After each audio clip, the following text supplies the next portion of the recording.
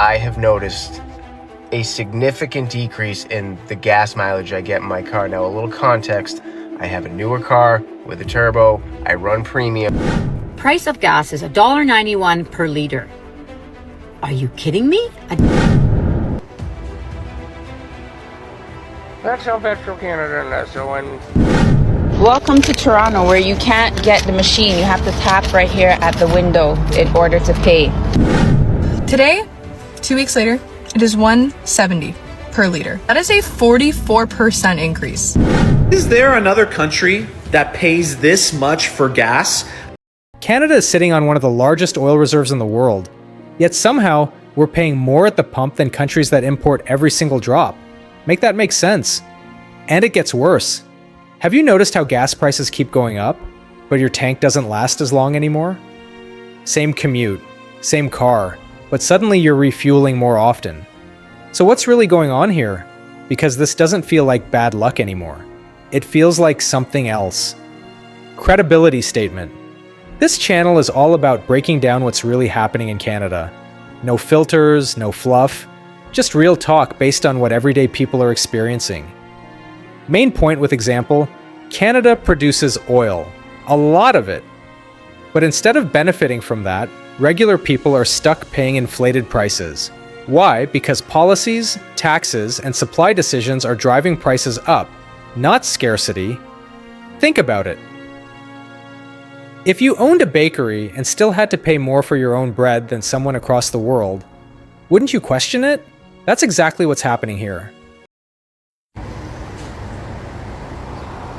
That's how Petro Canada and that's so when most Canadian gas stations do it.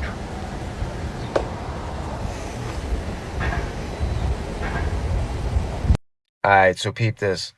Now they're messing with the gas. Ever since the gas prices have skyrocketed, I have noticed a significant decrease in the gas mileage I get in my car. Now, a little context, I have a newer car with a turbo. I run premium. So for those of you that run premium gasoline in your cars, you know the difference between the points. And if you were to run, say, regular gas, you would notice a significant decrease in mileage and overall performance and things like that. Now, since these gas prices have gone up, and I Uber on the side as a side hustle, so I pay very close attention to this kind of stuff. And I started noticing a few days ago that I had to fill up again in the middle of the day when I normally wouldn't have to fill up again until the next morning. And I haven't changed my driving habits, distance I'm going, anything like that. But since these gas prices have gone up, I'm about to run my third tank now and really test this. I have noticed that I am getting about 100 less miles per tank still running premium. Now, for those of you at home watching this wondering, hey, I wonder if that's a thing, I want you guys to do this little experiment as well. If you know what you typically get for mileage, you know, set your thing to be able to check the mileage you're getting during each tank. I want you guys to go ahead and fill up your gas tank and see if you're getting the same gas mileage as before. And I can guarantee you that you are not. So, what are they doing? Well, I wish I had an answer to that, but I know I'm paying $5 a gallon right now, and I'm not getting the same mileage that I always get, and I got a brand new car. Make that make sense. The craziest thing to me about the economy right now, specifically gas prices, is 2 weeks ago when I went to get gas, it was $1.17. That's great. I'm in Canada, by the way. $1.17 per liter. Today, 2 weeks later, it is $1.70 per liter. That is a 44% increase in 2 weeks. I remember when I first started driving, the gas went up like 2 cents a liter. That was big. That was a big jump. Like, people would get gas purposely a couple days before it was expected to go up 1 or 2 cents, because 1 or 2 cents was a massive jump. And now it is normal for there to be like a 50-cent jump in a couple of days. Like, what happened? And the fact that it is just normal now, like, when I see that, I don't even think like, oh my God, the gas just jumped like so much. I'm just like, okay, because that's normal. That is just a normal jump. And when it goes down randomly to 117, I don't even think, oh wow, like gas got so cheap, because it's gonna go up in like 2 days anyways. So why celebrate? You know what I mean? This is messed up, honestly. $2 a liter. So you're telling me 15 liters cost $30. And I just want to let you guys know, this didn't even give me half a tank. Now, us Canadians, we all might be doomed here. Well, it's the next day and I'm back at it again. $45. Gonna put 50 in. $50 for 25 liters is insane. We're doomed. So today I have to go get gas for my car, right? I just have a 2007 Honda CR-V, nothing special, right? So I pull up into the gas station and I see the price of gas is $1.91 per liter. Are you kidding me? $1.91 for 1 liter of gasoline? This is just insanity. I mean, my name is Andrea and I'm a retiree, right? And we live on pension. And I mean, I live in Kelowna, British Columbia, so about 5 hours outside of Vancouver. And I heard that the prices in Vancouver today are $2.16 per liter. Like, this is just insane. That's the reason we moved here. We moved here because a little bit cheaper for houses, gas prices, stuff like that. But I don't know. This is just getting to be too much. I don't know what it's like where you guys are, but we just can't afford this. Like, it's just nuts. Like, and I gotta put that gas in so that I can go to the grocery store to pay for those expensive groceries, right? I don't know. If you like my content, please give me a follow. Is there another country that pays this much for gas? I don't think people realize this is $1.92 now where I live. Absolutely insane. But look at the comparison versus the United States. If it's $1.70 per liter in Canada, it's $1.44. We always hear on the news the US complaining about the gas prices. Here, we are literally getting bent over and they're using the gas as the lube. The craziest part about this is that we have all of the natural resources in the world. Countries beg, they wish they had what we had, but we purposely handcuff ourselves. We don't do the things to unlock those natural resources to not only support the growth of our economy, but to reduce the prices, not just at the pump, but everything that you pay for essentially has gas in it, has oil in it. It requires that for the packaging, for the transportation of goods, all of it, not just at the gas pump. And we refuse to take advantage of the beautiful natural resources that we have in this country. And I totally get it. This war we can't predict, but that doesn't change the fact that still, in comparison with other countries, we pay more. We always end up paying more. Okay, like I am going to say this, and people can get mad.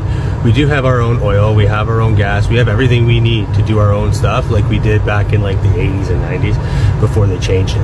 At 187.9 at an Esso, I don't care where. We're on, this is fucking gross. 187.9? Seriously? It was literally 171 yesterday. Friday, Good Friday. I put gas in for 171. That's 16 cents. 16! How do you go up 16 cents from a Friday to a Saturday? This fucking bullshit with this Canadian government crap. The Canadian government is horrible. Mark Carney is fucking terrible. Justin Trudeau is terrible. We need a complete overhaul of this entire fucking system. This is just getting gross. Wow. Irving gas station. The Donovan's. Or any of them, I guess, really. I can't believe that you just charged me $8.60 for 1 jug of windshield wash. That's it. You're not getting any more money out of me. I bought it because I was stuck and I needed it in a hurry. I didn't have time to shop around, but I bought a jug last week at like Canadian Tire or Dominion or someplace for $3.33, the exact same brand. So you charge $8.60 for 1 jug of windshield wash. That's robbery. That's not inflation. That's absolute robbery. You got your last dime out of me. No more gas. No more Irving restaurant. No more anything. Get fucked. You're robbing the Canadian people. $8.60. You should be fucking ashamed. Hi, friends. So, Pierre Poilievre calls himself a fiscal manager. He's just asked the Canadian government to take off the federal tax on gasoline and diesel because of Donald Trump and his stupid divert and deflect war on the Epstein files. This is what we should do to help the Canadian people. This is how conservatives think, and I want to let you know what it's like. One, the federal government would lose about $5.5 billion. The money they bring in pays for hospitals and schools and roads and airports and et cetera, et cetera, et cetera. They're very important to the people. And if you take away more money from the federal government, it doesn't help the Canadian people. It hurts the Canadian people. And he's saying that it would drop 25 cents a liter. It would actually only drop 10 cents a liter. That's the government. He's looking at hidden taxes that are put away somewhere that aren't part of the deal to drop taxes, the federal taxes on gasoline and diesel. And now I want to make a statement that dropping it even 25 cents a liter, even if you use his stupid numbers because he can't add or subtract, 25 cents a liter, big goddamn deal. That's not going to make a difference in anybody's life. Poor people don't drive at all, right? The people that make more money pay more money. That's how it works. That's how a majority of taxes work. What Pierre Poilievre needs to do is go to the oil companies and say, hey, take a reduction in your profit and drop the price of gasoline at the pump.